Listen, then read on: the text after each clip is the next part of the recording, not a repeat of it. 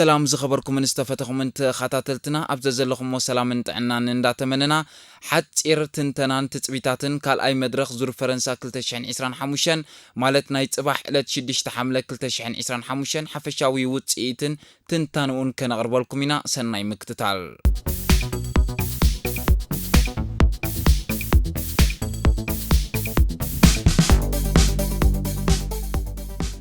كالأي مدرخ زور فرنسا كلتشحن إسران حموشن صباح شديش حملة سنبت ككايديو زي كاب لوان بلانك ناب بولين سور مير زكايد ناي 209 كيلومتر زيشفن رحقت قرص مريتون قندي بدهوتاتن كنقربلكم فلما እዚ መድረኽ እዚ ካብቲ ናይ ቀዳማይ መዓልቲ ሌጥ ኣብ መድረኽ ፍጹም ዝተፈለየ ቅርጽ መሬት እዩ ዘለዎ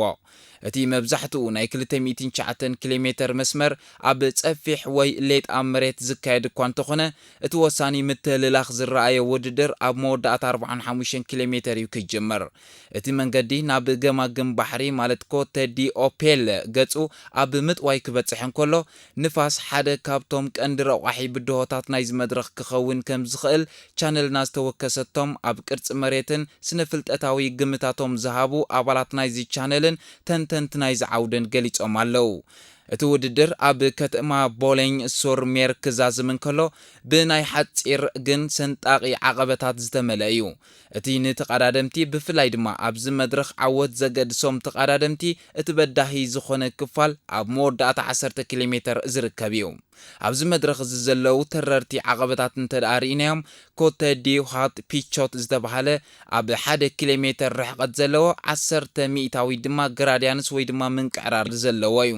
እቲ ካልኣይ ኮተ ዲ ሴንት ማርቲን ለስ ቦሎኝ ኮይኑ 1.9 ኪሎሜትር ርሕቀት ዝሽፍን ናይ 5.6 ሚእታዊት ምንቅዕራር ብድሆ ዓቐብ ዘለዎ እዩ እቲ ሳልሳይ ኮተ ዲ ላ ሪዮ ዲ ድሪንገን ዝበሃል ኮይኑ እዚ ኣብ መወዳእታ ኪሎሜትር ዝርከብ መዛዘሚ ዓቐብ እዩ ዳርጋ 750 ሜትሮ ርሕቀት ምስ 7.4 ሚእታዊት ማእከላይ ዓቐብ ዘለዎ ኮይኑ ኣብ ገለ ክፋሉ ግን ልዕሊ 10 ሚእታዊት ግራዲያንስ ወይ ድማ ሰንጣቂ ዓቐበት ዘለዎ እዩ እቲ መዛዘሚ መስመር ማለት ፊኒሽ ላይን ድማ ኣብ ጫፍ ናይ ዓቐበት እዩ ዝርከብ ዘሎ እዚ ዓይነት መወዳእታ ነቶም ፓንቸር ዝተባሂሎም ዝግለጹ ተቐዳደምቲ ኣብ ሓጺር ዓቐበት ንሓጺር ግዜ ሓያል ሓይሊ ከውጽኡ ዝኽእሉ ተቐዳደምቲ ኣርባሓይ ክኸውን ዝኽእል መድረኽ እዩ ተባሂሉሎ ቀጺልና ንዓቕምታትን ሓፈሻዊ ብቕዓት ቢንያም ግርማይ ኣብዚ መድረኽ ክንርኢና ቢንያም ግርማይ ኣብ ቀዳማይ መድረኽ ውድድር ናይዚ ቱር ዲ ፍራንስ 2025 ኣዝዩ ዝነኣድ ብቕዓት እኳ ኣርኢዩ ናይ ካልኣይ ደረጃ ዓወትን ተመዝገበ ቀዳማይ ኮይኑ ንኸይዕወት ግን ርኡይ ድኽመት ናይ ደቂ ጋንትኡ ብፍላይ ድማ እቶም ሊድ ኣውት ክገብርዎ ዕዮ ዝተዋህቦም ተቐዳደምቲ ንጉድለቶም ዝገለጸ ኣጋጣሚ ነይሩ ክበሃል ይከኣል ቢንያም ግርማይ ብፊሊፕሰን ተረቲዑ ካልኣይ ደረጃ ክሕዝ በቂዑ ይኹን እምበር እቲ ናይ ነጥቢ ፍልልይ ናይ 18 ጋግ ጥራይ ብምህላውን ምስቲ ፊሊፕሰን ብደቂ ጋንትኡ ዝተገብረሉ ክንክን ኣብ ግምት ብምእታው ቢንያም ኣብ ብሉጽ ቁመናን ብቕዓት ቴክኒካዊ ክእለትን ኣብ ኣዝዩ ዘተኣማምን ደረጃ በፂሑ ከም ዘሎ እዩ ዘብርህ ቢንያም ግርማይ ካብቶም ኣብ ዓለምና ዝርከቡ ፍሉጣት ተቐዳደምቲ ጥራይ ዘይኮነ ኣብ ቀንዲ ዓቕሙ ማለት ንሱ ሓያል ስፕሪንተር ወይ ድማ ክላሲክስ ስፔሻሊስት ምዃኑ እዩ ዝንገረሉ ቢንያም ግርማይ ብዘመዝገቦ ውጽኢት ደገፍቱን ደቂ ሃገሩን ከምውን ትጽቢት ገይሮምሉ ዘለው መላእ ኣፍሪቃውያን ኣብ ማሕበራዊ መራኸቢታት ብዙሕ ሰነዳት ኣስፊሮም ኣለው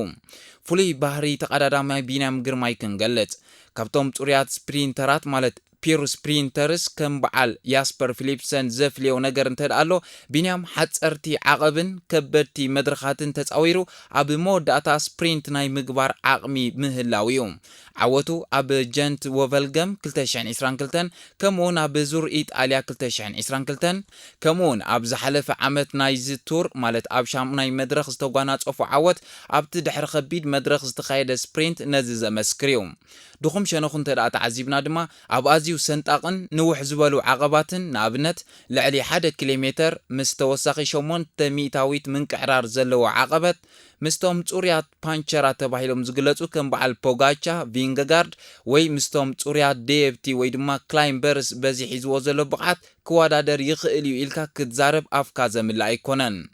ቀፂልና ቢንያም ግርማይን ዕድላቱን ኣብ ካልኣይ መድረኽ ክንርኢ እዚ መድረኽ እዚ ንቢንያም ክልተ ረብሓታት ኣለዎ ንሱ ድማ ብድሆን ዕድልን እዩ እቲ ቀዳማይ ብድሆ ኮይኑ እቲ ናይ መወዳእታ ተሰሪዑ ዘሎ ዓቐበት ወይ ድማ ኮተ ዲላ ሪዮ ድ ድሪንገን ብ7.4 ሚእታዊት ምንቅዕራር ዘለዎ ዓቐበት ምናልባት ንቢንያም ካብቲ ዝምችኦ ቁሩብ ዝኸበደ ክኸውን ይኽእል እዩ ከም በዓል ፖጋቻ ዝኣመሰሉ ተቐዳደምቲ በዚ ዓቐበት እዚ ዝገብርዎ ተዋናጫፍን ቅጽበታውን መጥቃዕቲ ንምስዓቡ ኣዝዩ ከቢድ ክኸውን እዩ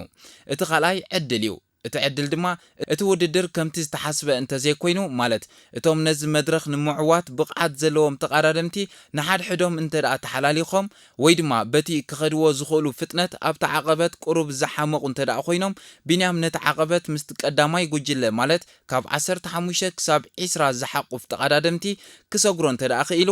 ኣብቲ ድሕሪኡ ዝህሉ 200 ሜትሮ ስፕሪንት ወይ ድማ ናይ ሹካ ውድድር ካብቶም ዝበለጹ ሓደ ዝተመስከረሉ ቢንያም እዩ ኣብ ከምዚ ኩነታት ንሱ ሓደ ካብቶም ተወዳደርቲ ንዓወት መድረኽ ክኸውን ዝኽእል እዩ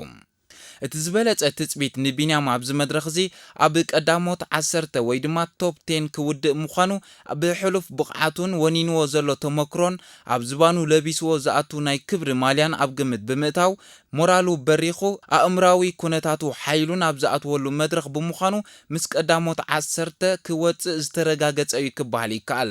እዚ ካብ ዝኾነ ዘይትጽቢታዊ ኩነታት ምስ ዘየጋጥም ወይ ድማ ነፃ ምስ ዝኸውን እዩ እዚ ንበይኑ ዓብ ዓወት እዩ ኣብ ቀዳሞት 5 ወይ ድማ ቶፕ 5 እንተደኣትዩ ድማ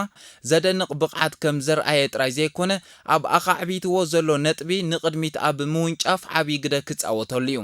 ምዕዋት ዘይከኣል ኣይኮነን ውፅኢት ግና ጽባሕ ንገዛእ ርእሳ ስለ ትሻቐል ዘሻቐል የብልናን ጽባሕ እናተዛንና ብሕርሻ ኣዝዩ ኣብ ዝሃብተመን ጥንታውያን ህንጻታት ኣብ ዝውንን ከተማታት እናተዓዘብና ክንከታተሎን ውድድር ድማ ውፅኢት ክህበናን እዮም